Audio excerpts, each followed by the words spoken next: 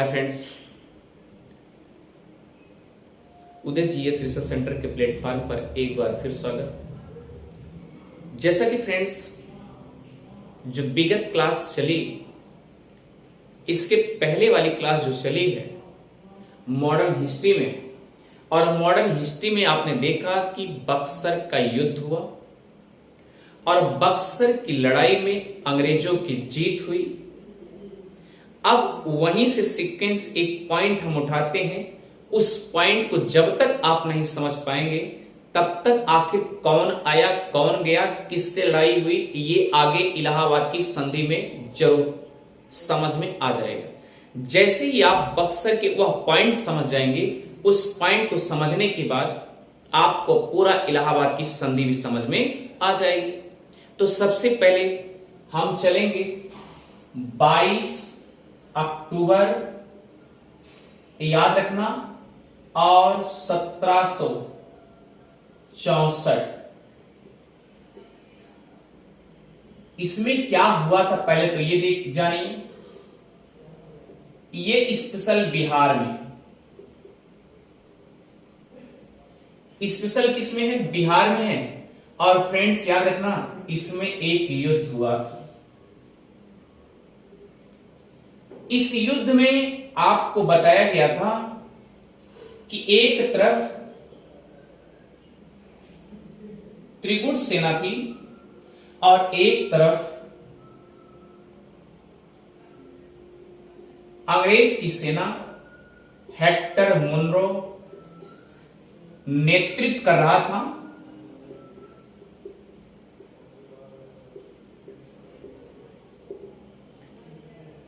और त्रिगुट सेना में, जैसा कि फ्रेंड्स इसके पहले बताया जा चुका है, त्रिगुट सेना में कौन थी याद रखिएगा कि दिल्ली में बैठा हुआ,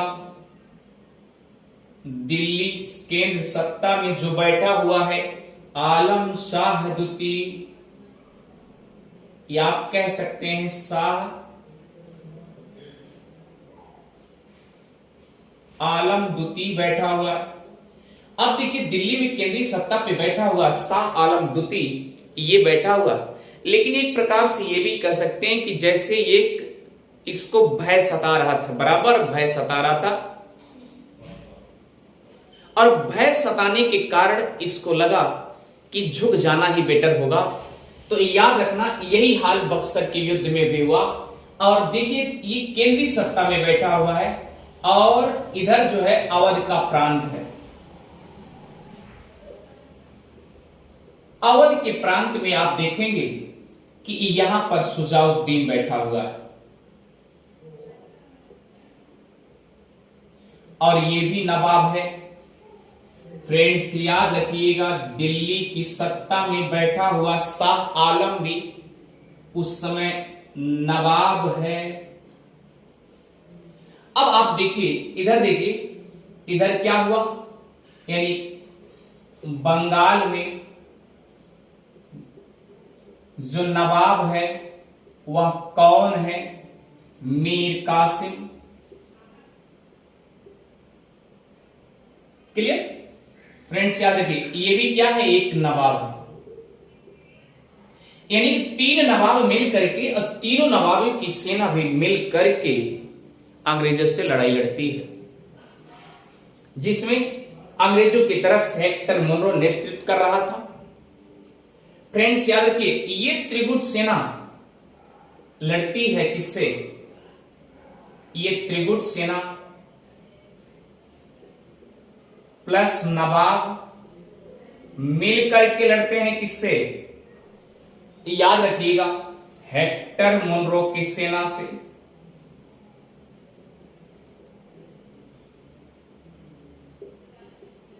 एट लास्ट हुआ क्या? जैसा कि आप जानते हैं कि 1760 में मीर कासिम को नवाब बनाया था अंग्रेजों ने। किसने बनाया था? लॉर्ड क्लाइव ने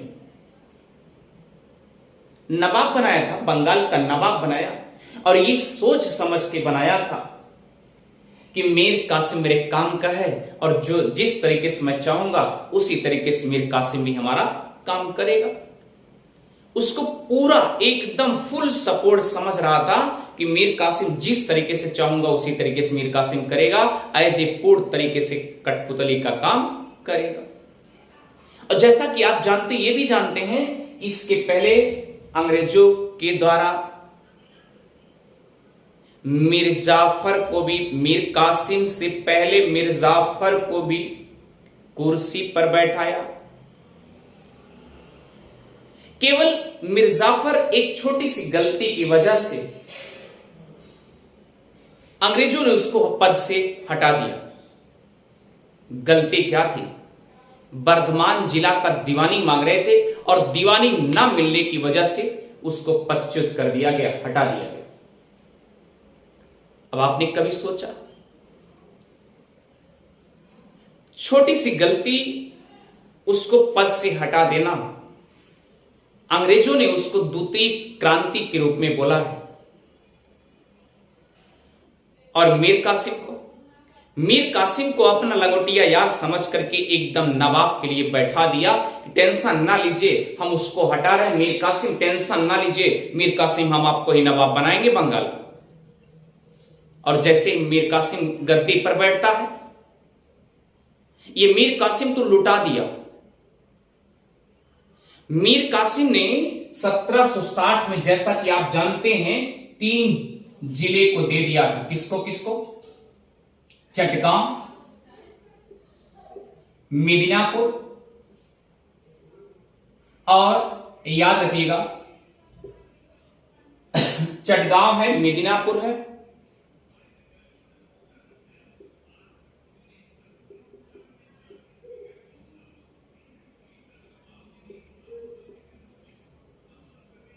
चटगांव, मिदनापुर, और जो अगला दिया था वह क्या था? वर्धमान जिला था। जैसा कि पिछले क्लास में बताया जा चुका। अब फ्रेंड्स याद रखिएगा, ये जब इतना जिला दे दिया, इस जिले की दीवानी अंग्रेजों को प्राप्त होने लगी, तो अंग्रेजों का मनोबल बराबर बढ़ता गया, खुशियां जश्न मनाते गए। क्योंकि कहते नहीं कि छोटा सा अगर कुछ एरियाज मिल जाएं, आसानी से कोई चीज मिली हुई, उसका दुरुपयोग भी होता है आगे चल करके। और सीधा उन्होंने क्या किया, उनका मनोबल बढ़ता गया कि हम 3 जिले ले लिए, काश बंगाल भी ले लेंगे तो मेरे सब कुछ हो जाएगा। एक दिन हम पूरे भारत पर राज करेंगे। लेकिन फ्रेंड्स आप एक पॉइंट पकड़िए, जब इस बक्सर के युद्ध में, ये बक्सर का जब युद्ध होता है, हेक्टर मुनरो इन त्रिगुट सेना पर लड़ाई करती है, चढ़ाई करती है। ये याद रखना, ये त्रिगुट सेना क्या होती है? हार जाती है। ये त्रिगुट सेना क्या करती है? हार जाती है। और जब हार जाएगी, जब ये शाह आलम द्वितीय को लगने लगेगा मैं एकदम पूरी तरीके से हार चुका हूं, और सुजाउद्दीन को भी लगने लगेगा कि मैं पूरी तरीके से हार चुका हूं, तो धीरे से दोनों के दोनों क्या हो जाएंगे? शरणागत हो जाएंगे और हेक्टर यानी अंग्रेजों के जाके शरण में झुक जाएंगे। इतनी बातें समझ में आ गई? आपने कभी नहीं सोचा कि आखिर अंग्रेजों ने मीर कासिम को जब खदेड़ लिया था पीछा करने के लिए, टच एकदम सोचे कि हम किसी तरीके से उसकी हत्या कर दें, उसको कब्जे में ले लें, लेकिन मीर कासिम मिला नहीं। वो भाग के कहां गया था? सुजाउद्दीन के पास गया था। ये आपको पिछली क्लास में बताया जा चुका। ये अभी सब पॉइंट आपके इलाहाबाद की संधि में भी आएंगे, इसलिए मैं इसे आपको जागृत करने का प्रयास कर रहा हूं। अब फ्रेंड्स याद रखिएगा, मीर कासिम भाग गया था किसके पास? सुजाउद्दीन के पास। ये भी आपने पिछली क्लास में देखा। भैया, ये जो बक्सर का युद्ध होता है, इस युद्ध में एक निर्णायक संधि होती है। वह संधि क्या है? इलाहाबाद की संधि।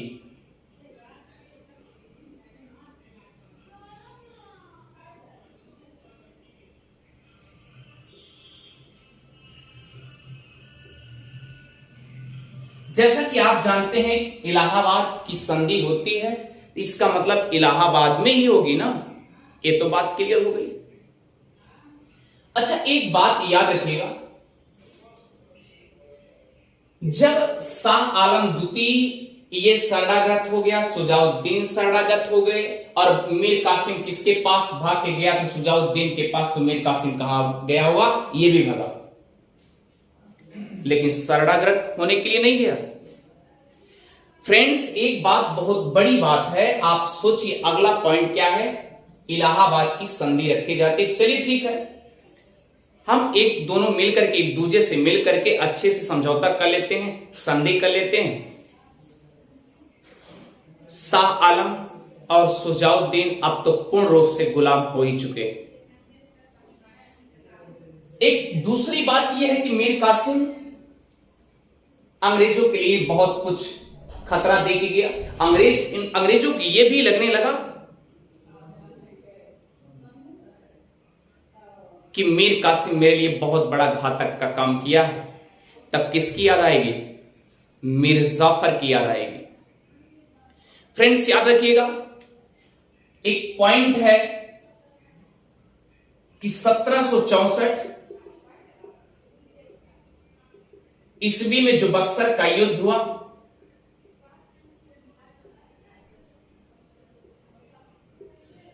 अंग्रेजों के मन में एक विकल्प आया कि अब आखिर मीर कासिम मुझे दगा दे गया, हम विश्वास करें तो किसके ऊपर विश्वास करें? मुझे लगता है कि केवल एक जिले में मांगा, बर्धमान जिला, मीर जाफर ने नहीं दिया, उसको इस तरीके से पदच्युत नहीं करना चाहिए था। एक बार पुनः उसको ट्राई करते हैं नवाब बनाने के लिए फिर से। तो याद रखिएगा कि बक्सर का युद्ध जैसे बीत गया, जैसे बक्सर का युद्ध बीता, तुरंत मीर जाफर की याद आई।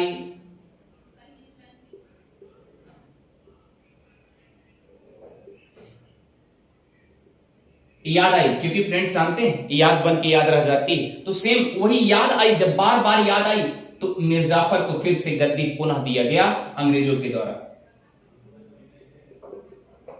पुनः मीर जाफर को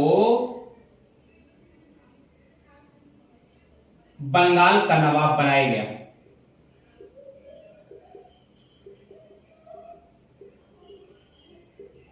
अब देखिए, ध्यान दीजिएगा, एक बार मीर कासिम से पहले नवाब बना बंगाल का, और एक बार मीर कासिम के बाद भी बना, यानी बक्सर युद्ध के तुरंत बाद।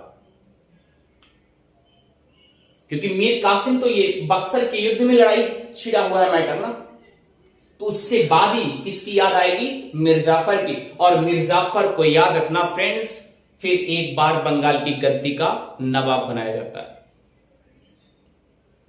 1764। जैसा कि आप जानते हैं, ये बेचारा जैसे गद्दी संभालता है, एक साल तक तो इसके कार्यकाल में जो कुछ भी हुआ, एक साल बाद याद रखना, इलाहाबाद की संधि आप समझिए इधर हो रही है, और उधर 1765 में मीर जाफर का जनाजा उठ रहा है, यानी मृत्यु हो जाती है। फ्रेंड्स, आइए चलते हैं, एक बार फिर आगे उठते हैं, इसको एक बार मिटाते हैं, मिटा करके फिर से समझाते हैं।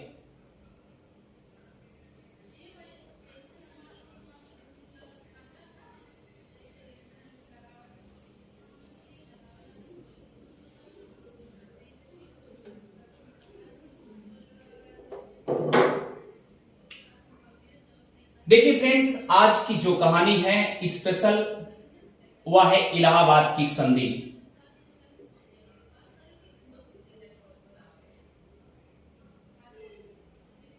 जैसा कि आप जानते हैं,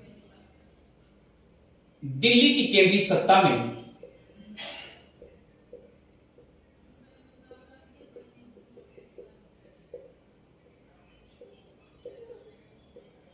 शाह आलम द्वितीय बैठा हुआ है और नवाब अवध प्रांत में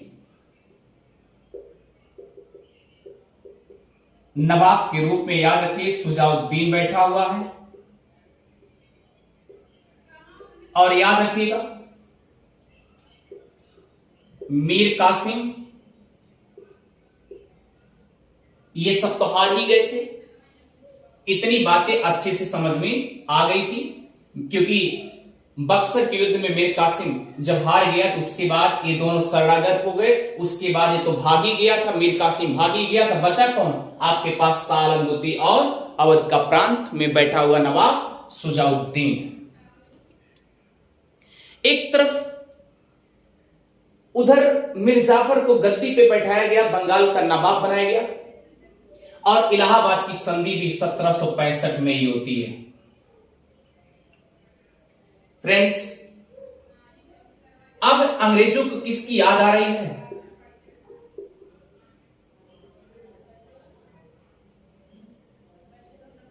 अंग्रेजों में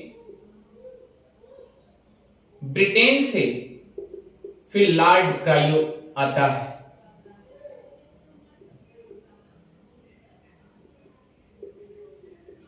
लॉर्ड क्लाइव इसलिए नहीं आता, लॉर्ड क्लाइव इसलिए आता है कि सभी सेना, इसके पहले भी वो अच्छा अच्छा कारनामा करके गया था।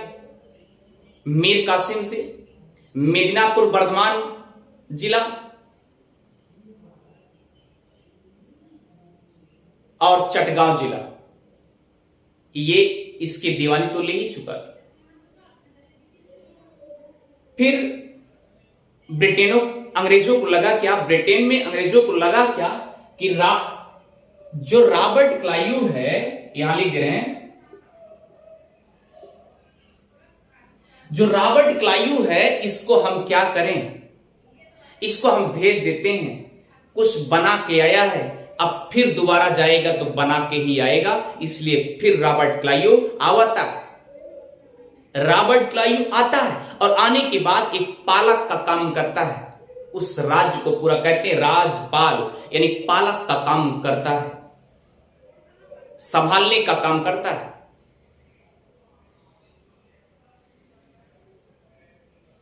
फ्रेंड्स, अब रॉबर्ट क्लाइव पुनः एक बार फिर आ गया। रॉबर्ट क्लाइव एक बार पुनः फिर आ गया है। फ्रेंड्स, इस बात को याद रखिएगा। जैसा कि आप जानते हैं कि रॉबर्ट क्लाइव जब आ जाता है तो होता क्या, कंडीशन क्या बनती है। चलिए, अब ये रॉबर्ट क्लाइव आ चुका है इलाहाबाद की संधि में। ये इसके मन में ये अपनी पूरा फौज लेकर के पहले तो ये मिलने जाएगा किससे? क्यों?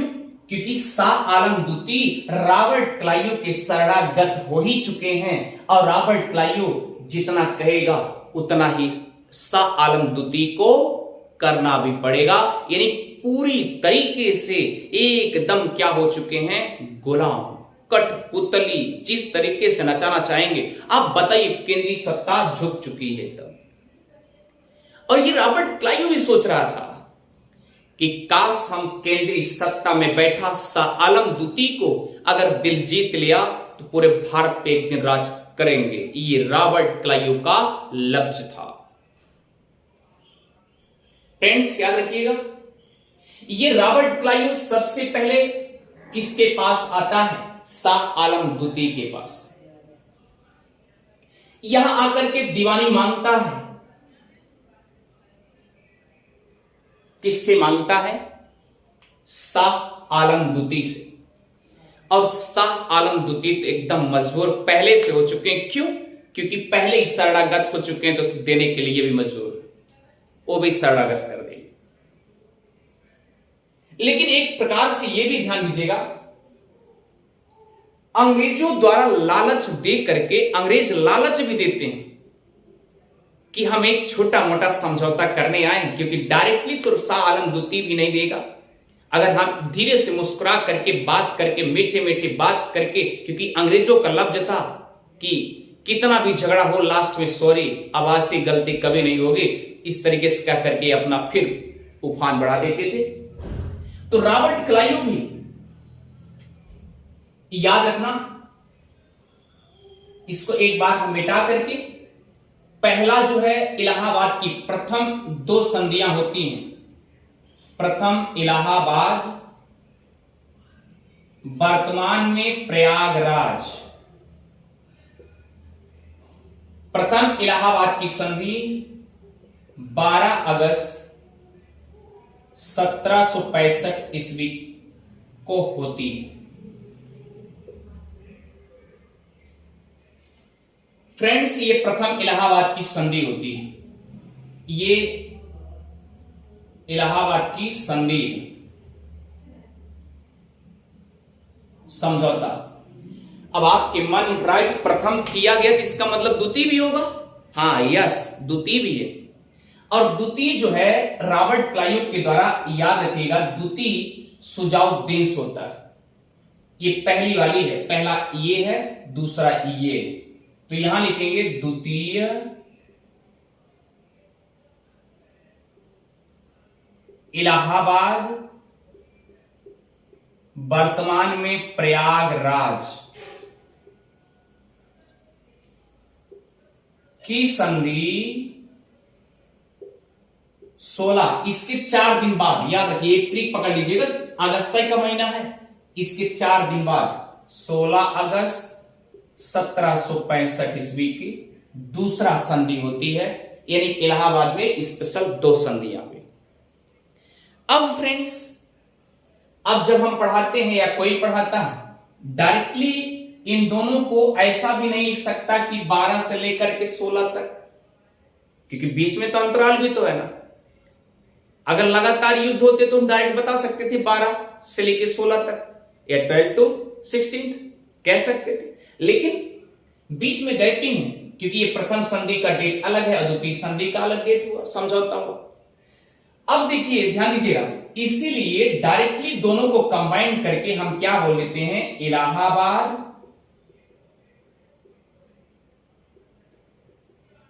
की संधि 1765 ईस्वी में हुई थी।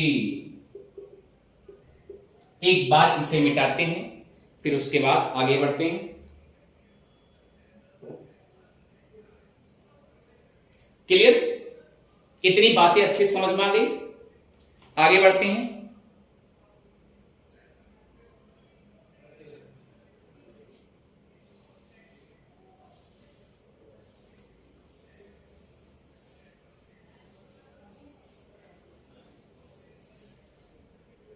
अब देखिए फ्रेंड्स, अच्छे से समझिएगा।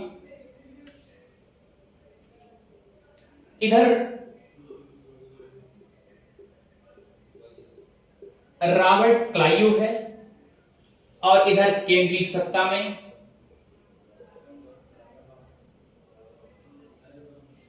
भारत की केंद्रीय सत्ता में बैठा हुआ शाह आलम द्वितीय।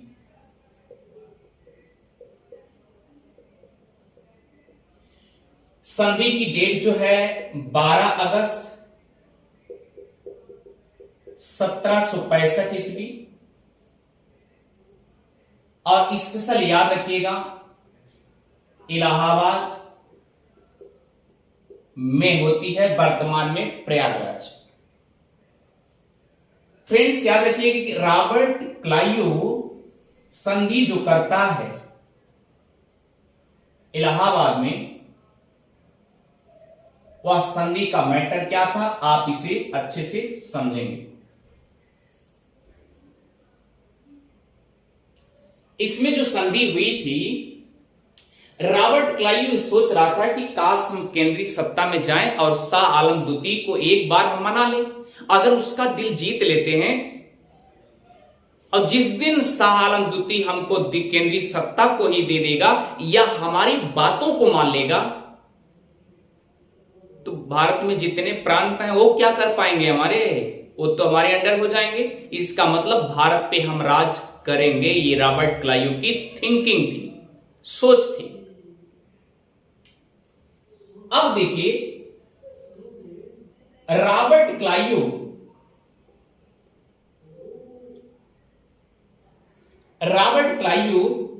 शाह आलम द्वितीय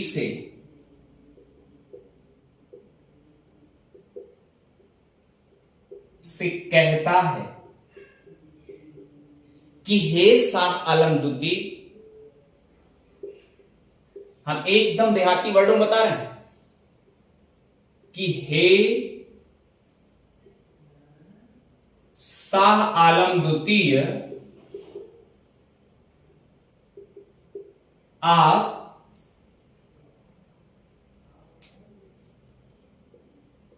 यदि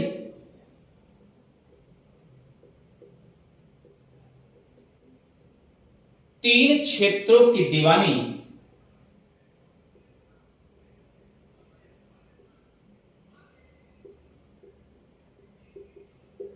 अगर आप दे देते हैं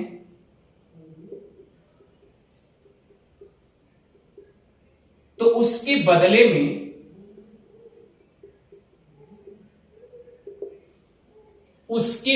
में हम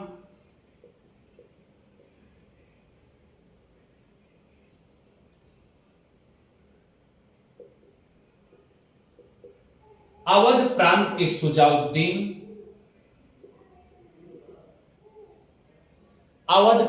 सुजाउद्दीन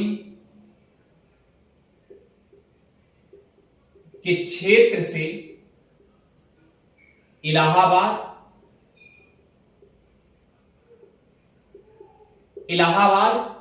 क्षेत्र और कड़ा क्षेत्र,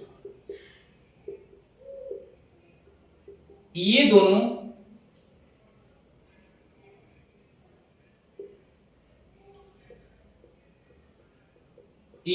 क्षेत्र हम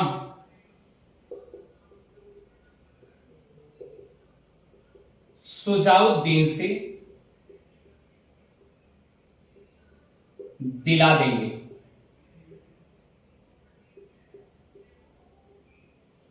क्लियर?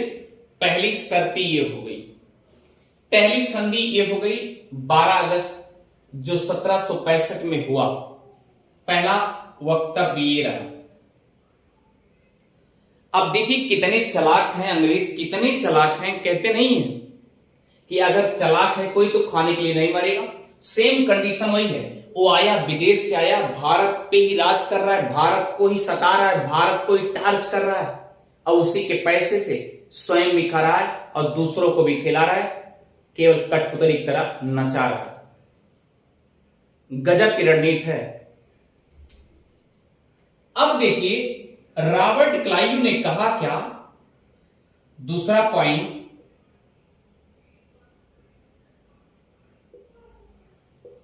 कहा क्या कि यदि अवध प्रांत का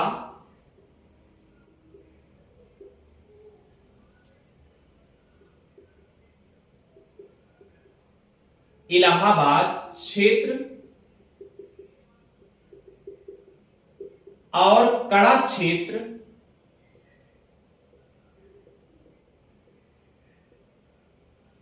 हम आपको दे देंगे, साथ में वही क्षेत्र से या उसी क्षेत्र से जो राजस्व निकलेगा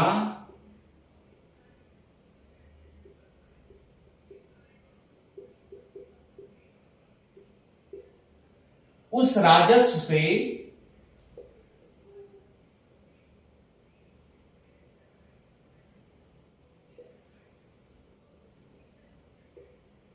हम आपको पेंशन दिया करेंगे। गजब की रणनीति है।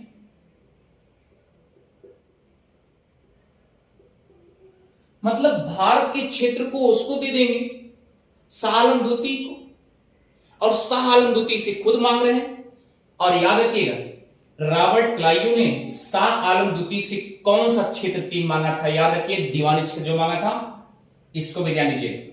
रॉबर्ट क्लाइव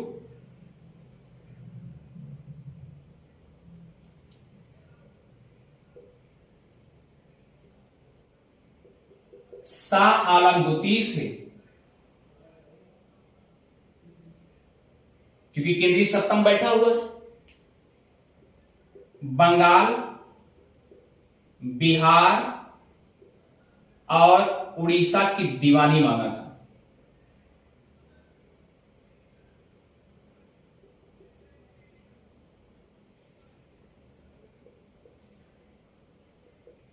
क्या मांगा था? उड़ीसा की दीवानी मांगा था। फ्रेंड्स ये देख लीजिए, ये रॉबर्ट क्लाइव की हिस्ट्री है।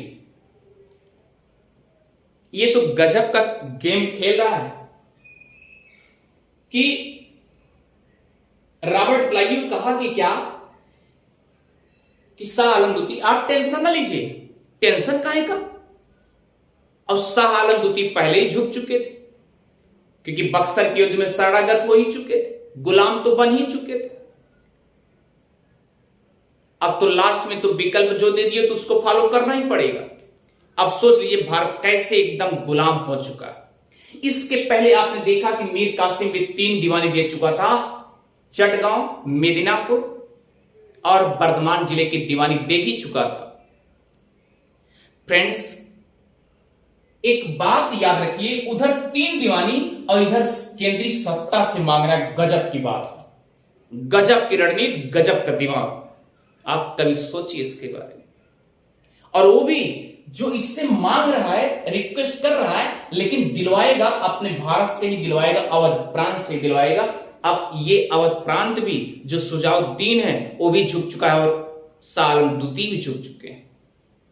तो ये रही बात जो है इस प्रकार से। पहली इलाहाबाद की संधि 12 अगस्त 1765 ईस्वी को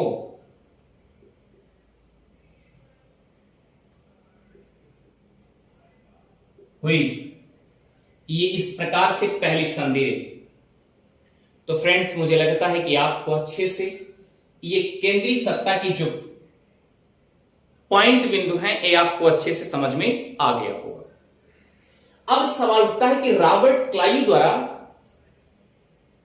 जब इनसे प्रस्ताव प्रपोजल अच्छे से हो गया, इन्होंने स्वीकार भी कर लिया, चलिए ठीक है, अरे नहीं करते तो हो सकता है कि उसके पहले 3 एरिया तो जा ही चुके हैं, कहीं हमारे ऊपर हमला हो जाए, इसलिए पहले झुक चुके हैं, तो उनके गुलाम हो चुके हैं, इनको देना मजबूरी है और दे भी देंगे और दे भी दिए। अब देखिए इनकी बात रॉबर्ट क्लाइव के इस संधि में मान ली गई, दीवानी मिल गई। चलिए आगे बढ़ते हैं। दूसरा क्या है? दूसरी संधि इलाहाबाद की।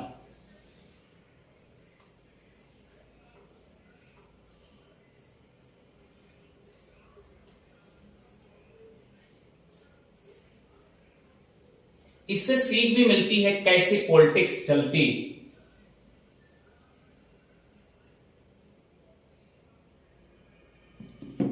अब देखिए कि रॉबर्ट क्लाइव क्योंकि अवध प्रांत में अवध प्रांत का नवाब कौन है?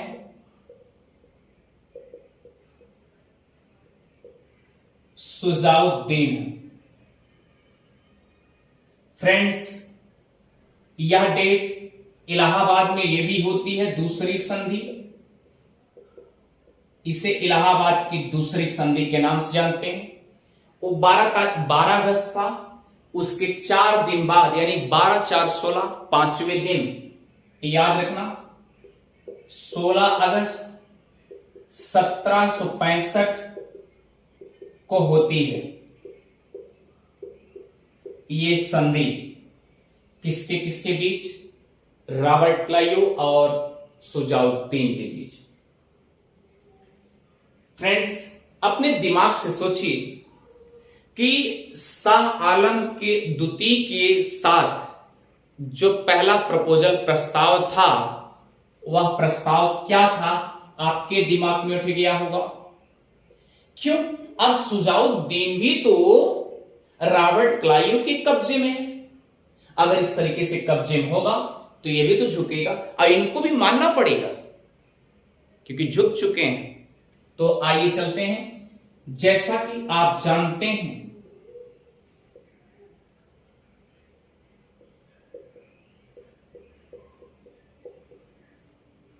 जैसा कि आप जानते हैं,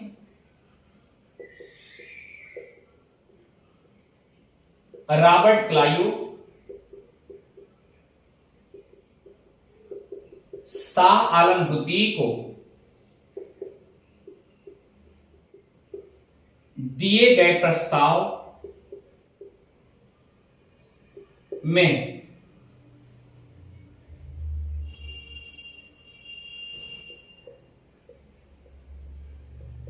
सुजाउद्दीन के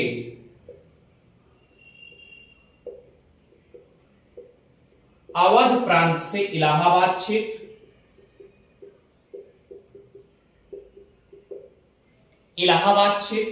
और कड़ा क्षेत्र, ये दोनों देना पड़ा। क्लियर? ये बातें अच्छे समझ आ गई। ये इनको देना पड़ा। याद रखिएगा, ये यूपीएससी के मेंस में भी आया है। ठीक है? और यूपीएससी के मेंस में जो क्वेश्चन पूछा है, क्लाइव ने अपने कार्यों से भी अपनी कीर्ति को धो डाला। क्लाइव ने अपने कार्यों को, अपनी कीर्ति या अपने कार्यों से अपनी कीर्ति को धो डाला।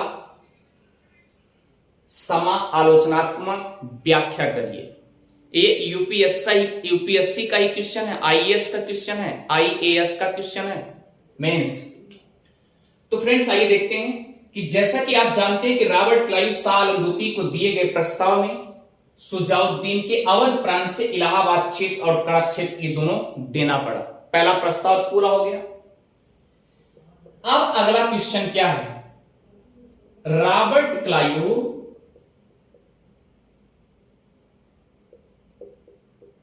सुजाउद्दीन को धमकाता है। धमकी भरी एकदम, ऐसा लगता है संधि जरूर कर रहा लेकिन धमका भी रहा। ये भी याद रखिए क्यों धमका रहा। देखिए वर्ड, देखिए क्या है। रॉबर्ट क्लाइव ने कहा क्या कि हे सुजाउद्दीन, जब हमारे और मीर कासिम के बीच लफड़ा हो रहा था, आपको बीच में आने की क्या जरूरत थी? पॉइंट पकड़िएगा कि रॉबर्ट क्लाइव ने सुजाउद्दीन को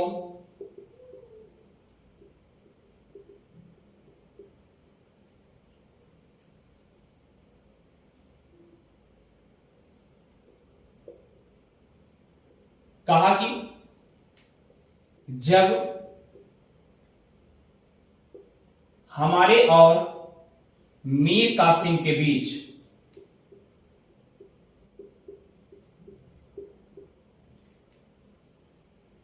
दीवानी को लेकर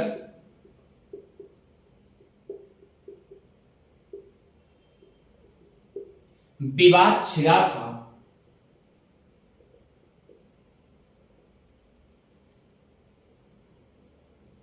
तो आपको आने की क्या जरूरत थी?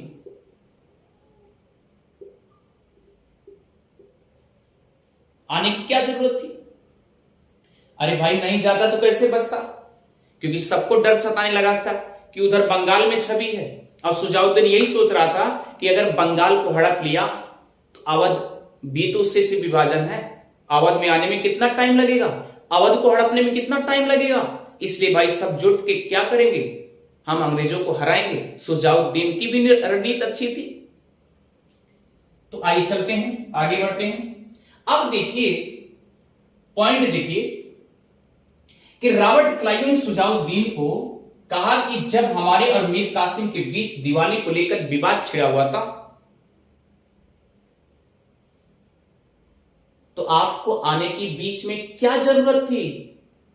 दूसरा, आप आए भी और साथ में छिपाए भी मीर कासिम को।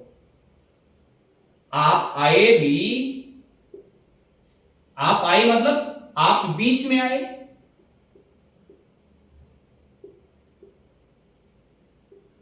आप आए, आप बीच में आए और मीर कासिम को छिपाए भी।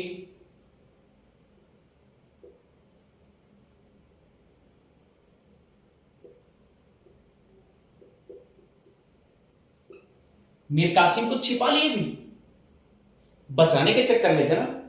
और हमारी सेना उनका पीछा कर रही है। अब बताइए, जो मेरे पास सेना है उस सेना का खर्चा वहन कौन करेगा। मेरे पास जितनी सेना है सभी सेना का खर्चा कितना आएगा, 50 लाख आएगा, 50 लाख। आप देखिए अगला धमकी भरे, यानी कि 50 लाख रुपया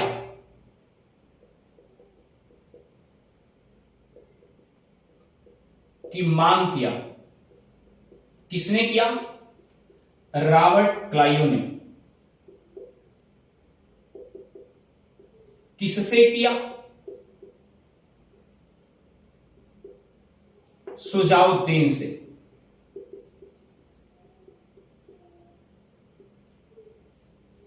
सुजाउद्दीन से किया। और कितना किया? 50 लाख रुपए किया। अब किस लिए किया ये भी जान लीजिए। इसलिए किया कि रॉबर्ट क्लाइव कह रहा था कि हमारी सेना मीर कासिम को खोज रही थी और जितनी सेना थी सबका खर्चा 50 लाख आसपास आया है। उसका दंड भोगी कौन होगा? आप अपने राजस्व से भरिए, मैं नहीं जानता। क्योंकि रॉबर्ट क्लाइव मीर कासिम का पीछा कर रहा था और मीर कासिम का जिन्होंने साथ दिया है रॉबर्ट क्लाइव, उससे बात किया है। आप जैसा कि देखते हैं केंद्रीय सत्ता में बैठा हुआ शाह आलम भी झुक करके सलाम किया। ये सब रणनीति क्या है? एक प्रकार से डरा धमका करके वहां की दीवानी भी अर्जन करना चाहते थे, साथ साथ प्रशासन भी करना चाहते थे। इससे ये पता चलता है कि हम आल इन आल, सर्वे सर्वा हो भी जाएंगे। जिस तरीके से यहां रवैया है मुगल शासकों की, उस तरीके से क्या होगा, एक दिन भारत तो अपने आप जंजीरों में बंध ही जाएगा, जो दिन बंध ही रहा है। तो 50 लाख रुपए की किया गया रॉबर्ट क्लाइव की मांग थी और 50 लाख रुपए दिए भी। Clear friends? जैसा कि आप जानते हैं कि यह तीनों शर्तें 16 अगस्त 1765 में मंजूर कर ली गई। 50 लाख का हर्जाना भी दिया, जो खर्चा हर्जाना के रूप में जो दिया, खर्चा हुआ तो उसको हर्जाना के रूप में चुकता किया, ले जाइए कोई बात नहीं, लेकिन हमको छोड़ दीजिए सलाम। अगर 50 लाख रुपए न देते तो शायद मीर कासिम के बदले इन्हीं के हमला हो जाता, मुझे लगता है। ये अपना ही सोचिए, अपने दिमाग से सोचिए, ऐसा हो सकता था। ये बातें आपको अच्छे से समझ में आ गई। तो रॉबर्ट क्लाइव की जो रणनीति है वह एक प्रकार से आप समझ सकते हैं कि हमने बार बार कहा कि ये मेंस यूपीएससी आईएएस यूपीएससी के मेंस में एक क्वेश्चन पूछा है कि क्लाइव ने अपने कार्यों से अपनी कीर्ति को धो डाला। वाकई में अभी लास्ट में देखेंगे रॉबर्ट क्लाइव आत्महत्या भी कर लेता है। और अक्सर देखा है, इतना घोर पाप, सीधा डकैती, ये अंग्रेजों में केवल रॉबर्ट क्लाइव ने किया। ये बात अच्छे से समझ में आ गई। तो फ्रेंड्स इसे मिटाते हैं और इस प्रकार से क्या लिख लेंगे, इस प्रकार से इलाहाबाद की द्वितीय संधि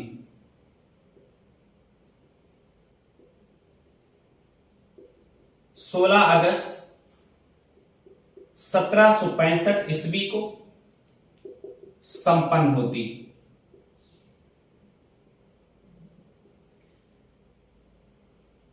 हकीकत यही है, क्लाइव डकैत के रूप में आया भी, डकैत के रूप में काम भी कर रहा है, इसलिए डकैत कह देना भी गुनाह नहीं है, जैसा कि इतिहासकारों ने कहा है।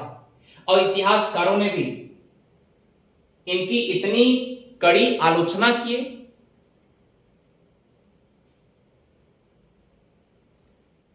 जैसा कि उनके फ्रेंड्स सर्किल में इनकी आलोचना करने लगे, कमेंट उल्टा सीधा करने लगे, इसलिए वो लास्ट में आत्महत्या भी करता है। फ्रेंड्स अब आइए चलते हैं द्वैध शासन प्रणाली। जैसा कि आप जानते हैं कि 1765 में द्वैध शासन प्रणाली भी चलती होती, और द्वैध शासन प्रणाली भी उसी का काम है। 1765 में रॉबर्ट क्लाइव आता है, ठीक है, इतनी बातें अच्छे से समझ में आ गई फ्रेंड्स। अब चलते हैं द्वैध शासन प्रणाली।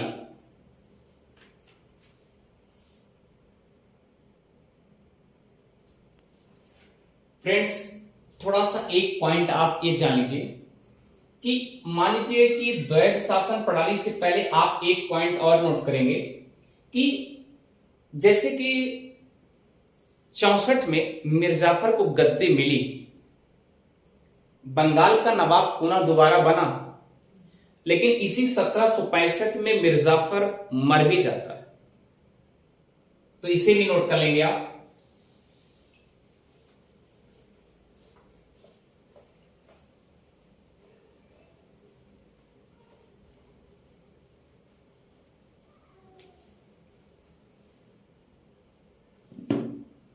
यहां लिखेंगे 1765 में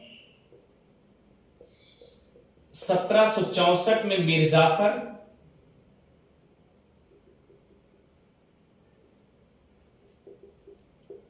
बंगाल का नवाब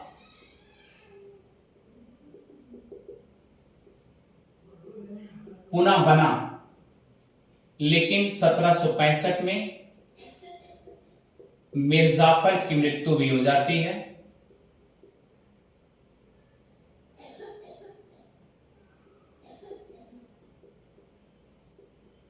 याद रखिएगा, इसकी मृत्यु के बाद इसका बेटा 1765 में नजमुद्दौला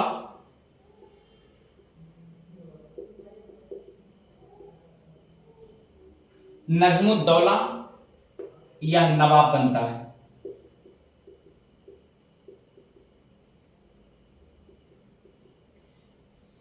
इसके बाद जो नवाब बनेंगे उसका नाम सैफुद्दौला,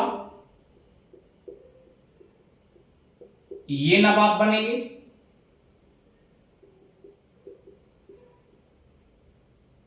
क्लियर? उसके बाद जो नवाब बनेंगे मुबारक उद्दौला, ये नवाब बनेंगे। और फ्रेंड्स एक पॉइंट आप नोट करेंगे, मुबारक उद्दौला के बाद ये नवाब की जो पदवी है ना,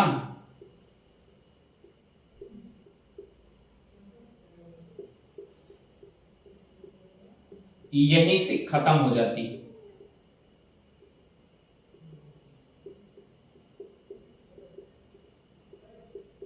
नवाब की पदवी यहीं से समाप्ति हुई हो जाती है। अगर आपसे पूछा जाएगा बंगाल का अंतिम नवाब, तो मुबारक उद्दौला है।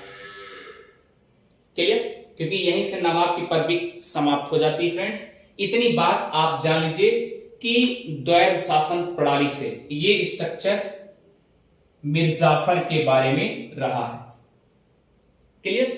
अब आएंगे द्वैध शासन प्रणाली। अच्छा, ये सब देखने के बाद लगता है कि रॉबर्ट क्लाइव की भूमिका जबरदस्त उभर कर आ रही है, इसलिए अंग्रेजों में खुशियों की लहर दौड़ेगी, क्योंकि रॉबर्ट क्लाइव जो जो चाहता रहा वही वही उसको मिलता रहा। इधर बंगाल, बिहार, उड़ीसा, उधर देखिए चटगांव, मिदनापुर, बर्धमान, ये सब इस तरीके से मिलता रहा उसको, जो जो चाहता रहा वह मिलता रहा, इसलिए दौड़ता रहा। ये रॉबर्ट क्लाइव दौड़ता रहा कि गजब की रणनीति, गजब का दिमागदार, गजब का महत्वाकांक्षी। आइए चलते हैं 1765 में जो आपकी द्वैध शासन प्रणाली होती है। बस 20 मिनट की क्लास या 10 मिनट की क्लास और रह गए।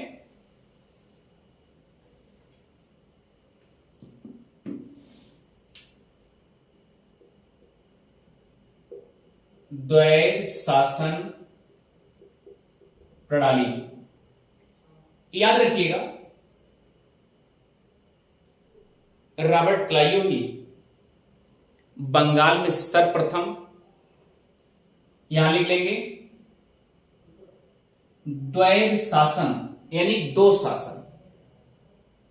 जो शासन प्रणाली थी उसे दो प्रकार में बांट दिया, दो प्रणालियों में बांट दिया। कैसे? यहां लिखेंगे कि रॉबर्ट क्लाइव शासन प्रणाली को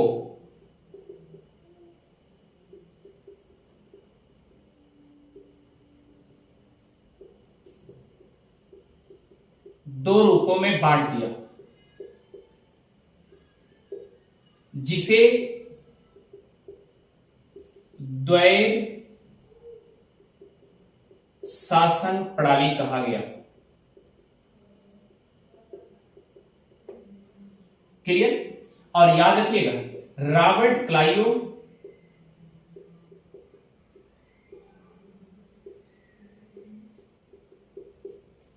पहला व्यक्ति है जो बंगाल पर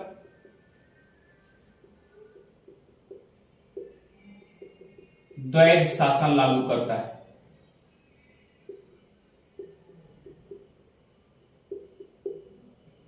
द्वैध शासन लागू करता है। कब लागू करता है? 1765 में, यानी सीधा भाषा जब इलाहाबाद की संधि हुई उसके बाद। क्योंकि तब तक तो उलझा रहा, उधर उलझा रहा, उनसे सांत्वना करता रहा, उनसे संधि करता रहा, आलम शाह दूती से करता रहा, सुजाउद्दीन से करता रहा, तब तक तो खाली ही नहीं है।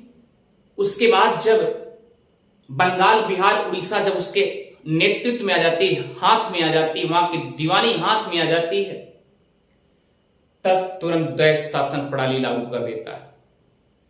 जैसा कि आप जानते हैं, जो द्वैध शासन प्रणाली है, एक तरफ दीवानी का काम और एक तरफ निजामत का काम।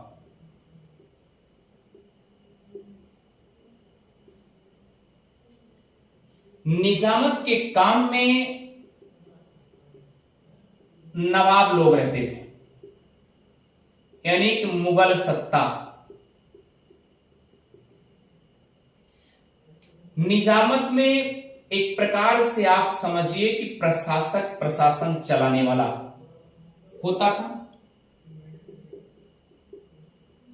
अब दीवानी में राजस्व कर वसूला जाता था।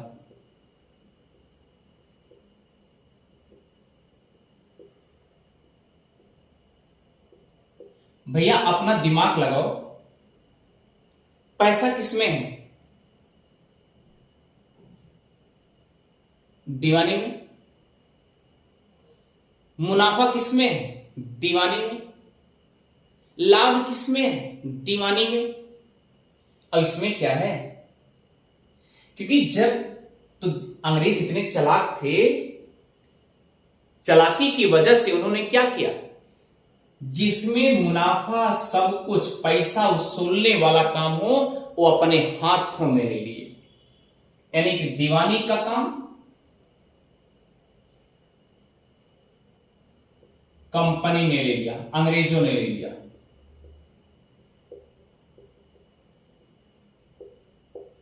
और निजामत का काम, प्रशासक का काम नवाबों को दे दिया, मुगल सत्ता को दे दिया।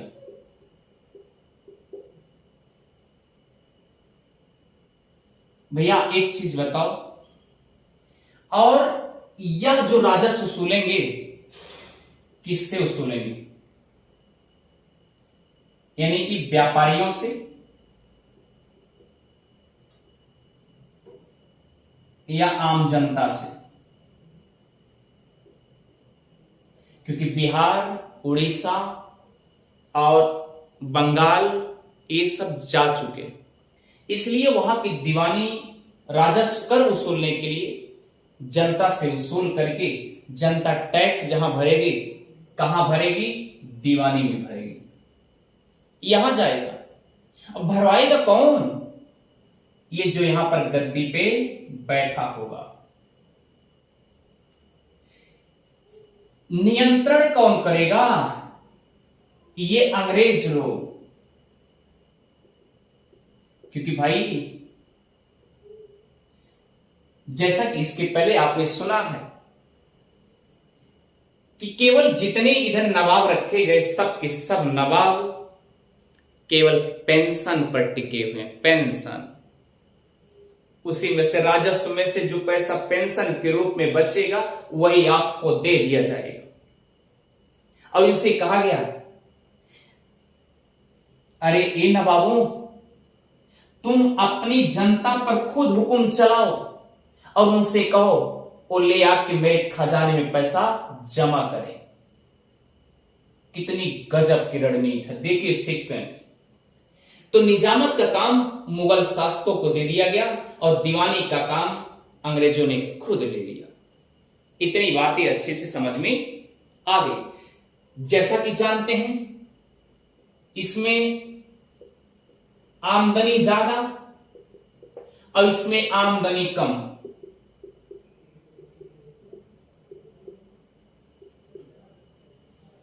इसलिए ये बेचारे, एक समय ऐसा आया, ये तो 1765 की कहानी चल रही है तो बात की बात है, द्वैत शासन। लेकिन आप सोचो कितना बड़ा ये कुठाराघात रॉबर्ट क्लाइव कर रहा है। आम पब्लिक को काल के मुंह में ढकेल रहा है सीधा। ये एक बेदर्दी बनकर बैठा हुआ है, इसको दर्द नाम की कोई चीज नहीं है। सिंपल तरीके से इसका एक मकसद था, जो मैं कर रहा हूं वही मैं ही कर रहा हूं और कोई दूसरा नहीं करेगा। अच्छा, एक बात ये समझ में आ गया कि दीवानी का काम तो ले लिया। अब दीवानी का काम जब ले लिया तो सब कुछ पैसा इसके पास आ रहे हैं। अब इसको ये कहेगा, क्योंकि जितने हैं सब गुलाम हो गए, और जब सब गुलाम हो गए आपको पैसा तभी देंगे जब आप इस पे शासन करेंगे, पैसे देने के लिए मजबूर करेंगे। और किसको? व्यापारियों को और आम जनता को। तो एक समय ऐसा आएगा कि ये इनको टार्च करेंगे, व्यापारी को और आम जनता को टार्च करेंगे, और आम जनता ले जाके टैक्स भरेगी, यहां से राजस्व वसूल करके यहां आएगा और यहां से सीधा कहां जाएगा? ब्रिटेन में जाएगा।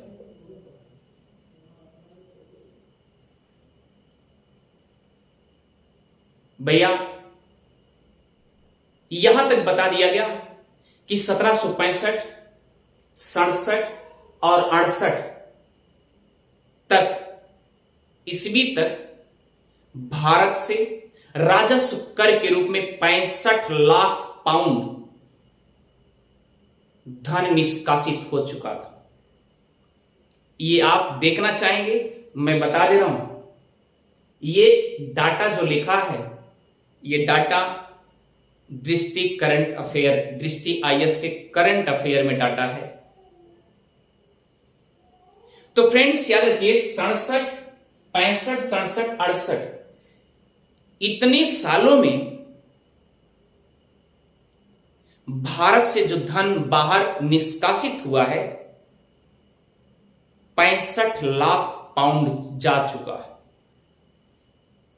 वो भी राजस्व पर 65 लाख पाउंड। क्लियर?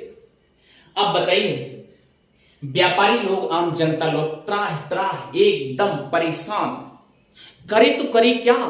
इधर ये हमको टार्च कर रहे हैं कि आप चाहे जहां से लीजिए, जब ये टार्च करेंगे तभी तो बंगाल में और बिहार और ये सब वहां से राजस्व वसूला जाएगा ना। तो एक समय ऐसा आएगा बंगाल का खजाना एकदम खाली, क्योंकि बाहर धन जा रहे हैं, और बंगाल का धन जब खजाना खाली हो जाएगा तो याद रखना 1770 ईस्वी तक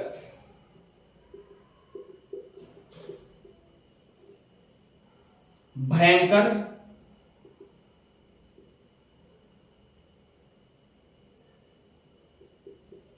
अकाल पड़ेगा।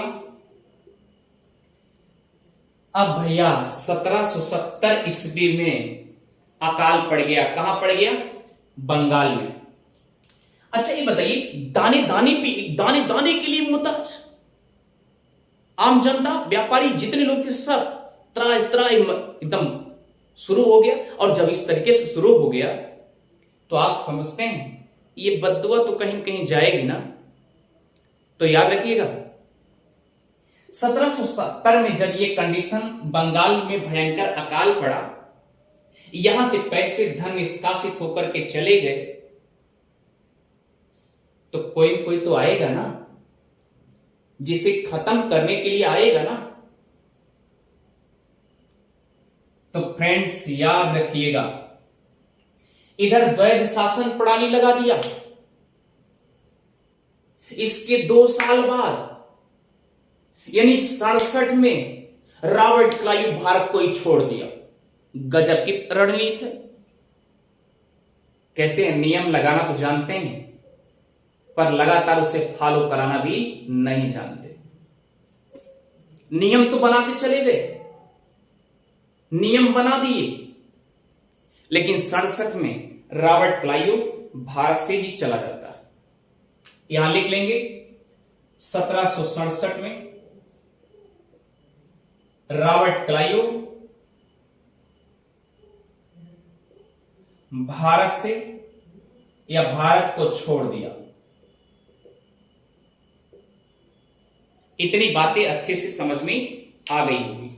अब इसे एक बार हम मिटाते हैं, उसके बाद आप आगे फिर से 2 लाइन का और पॉइंट है, आप उसे नोट कर लेंगे अच्छे से, जिससे आपको द्वैध शासन प्रणाली आपको समझ आएगी। बाकी द्वैध शासन प्रणाली के डीपली क्लास हम एक दिन स्पेशल क्लास लेंगे फ्रेंड्स, लेकिन थोड़ा सा 2 पॉइंट है उसे और नोट करेंगे आप।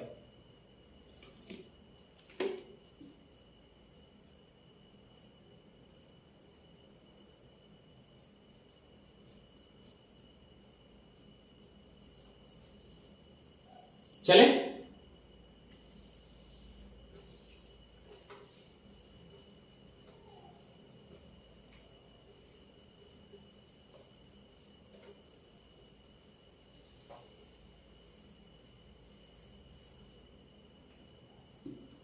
अब देखिए 1770 ईस्वी में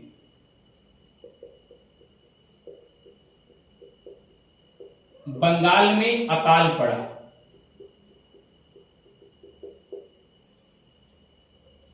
रॉबर्ट क्लाइव तो नियम लगा के चल दिया, भारत छोड़ दिया। अब यहां और भी जो ब्रिटिश है वो टार्च करके इस तरीके से नियम बना, इस तरीके से फॉलो करो, क्योंकि अब कोई नियम कैसे तोड़ी? कोई तोड़ सकता है? तोड़ देगा शासनादेश से। फिर कैसे आप तोड़ दिए तो क्या होगा? फिर पहुंचते ही लड़ाई शुरू। इसलिए जो शासन बना हुआ है और अंग्रेज दबदबा जमाए हुए कि आप इसे करो, क्योंकि पैसा भी आ रहा है, मुनाफा भी हो रहा है, इसलिए हम कैसे छोड़ेंगे। क्लियर? तो 1770 ईस्वी में बंगाल में अकाल पड़ा और याद रखना फ्रेंड्स 1772 ईस्वी में वारेन हेस्टिंग्स आता है।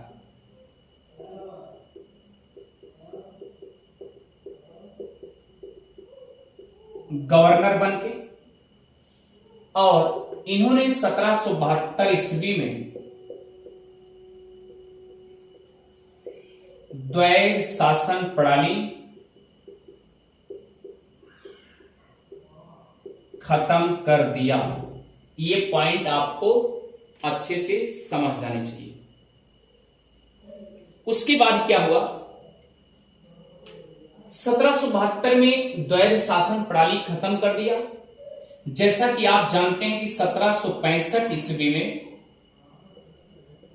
ये रॉबर्ट क्लाइव भारत छोड़ ही दिया था और ये ब्रिटेन चला गया था, और वहां जाकर के 1774 ईस्वी में, याद रखना इनके, यहां तक कि इनके ब्रिटेन सभा में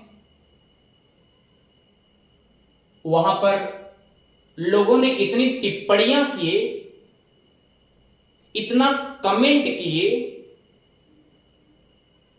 कि स्वयं रॉबर्ट क्लाइव आत्महत्या कर ली। रॉबर्ट क्लाइव की मृत्यु 1774, रॉबर्ट क्लाइव की मृत्यु आत्महत्या से,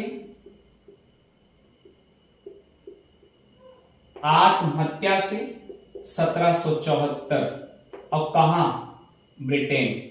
स्वाभाविक सी बात है, अगर यहां हमारा होता, यहां रहा होता, तो शायद उसके लिए एक जांच कमेटी आती, उसके बाद और भारत में शासन टाइट होता।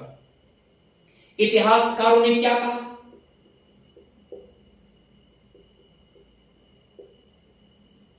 कि 1765 से 72 तक का काल यह एक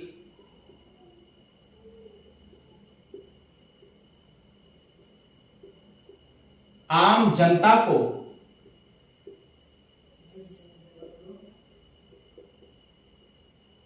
काल के गाल में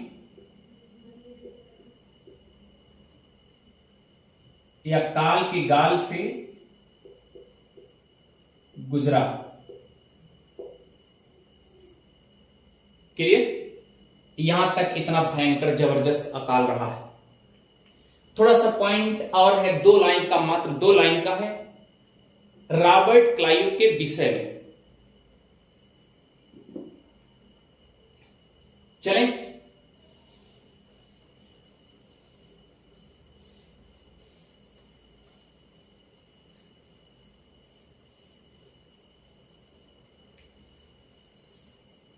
रॉबर्ट क्लाइव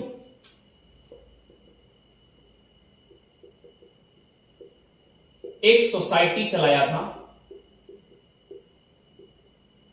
और वह सोसाइटी कैसी थी? वो अभी यहां नहीं, ब्रिटेन में। नहीं तो यहां सोचिए, सोसाइटी ऑफ ट्रेड। क्लियर? ये ब्रिटेन में चलाया। स्पेशल आप समझिए कि सुपारी और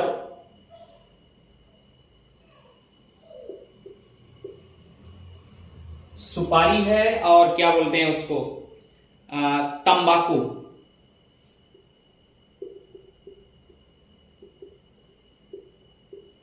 सुपारी और तंबाकू के लिए चलाया था।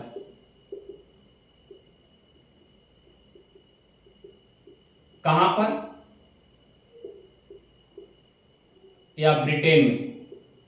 और याद रखिएगा, वहीं के सदस्य भी रहे। और याद रखिएगा, सोसाइटी ऑफ ट्रेड पर रॉबर्ट क्लाइव का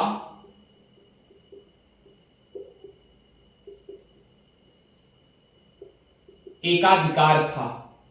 जिस प्रकार से ईस्ट इंडिया कंपनी पर महारानी एलिजाबेथ का एकाधिकार रहा, उसी तरीके से सोसाइटी ऑफ ट्रेड पर सुपारी और तंबाकू का ट्रेड होता था। इसमें केवल रॉबर्ट क्लाइव का एकाधिकार था। फ्रेंड्स, इतनी बातें अच्छे से समझ में आ गई होगी। अब सोचिए कि रॉबर्ट क्लाइव जब भारत में एंट्री किया था तो एक क्लर्क बड़े बाबू बन के आया था, उसके बाद सेना नायक बना। आज आप समझिए क्लर्क से उठ करके वह बंगाल के गवर्नर और इंग्लैंड के लॉर्ड समाज का सदस्य बना। इससे हमको सीख मिलती है कि एक इंसान किस तरीके से भारत पे आकर के लॉर्ड क्लाइव जैसा वह भारत में आके शासन करता है। अब इस तरीके से रॉबर्ट क्लाइव का शासन काल रहा है और द्वैध शासन प्रणाली पर एक दिन हम ब्रिटेन से रिलेटेड करके पूरा डीपली क्लास दिया जाएगा। फ्रेंड्स, मिलते हैं और एक बेहतर क्लास में। ठीक है फ्रेंड्स, अगर आपको समझ में आ रहा है तो उदय जीएस रिसर्च सेंटर को सब्सक्राइब करना और शेयर करना भी ना भूलें। थैंक यू फ्रेंड्स, और मिलते हैं नेक्स्ट क्लास और बेहतर क्लास। Thank you friends.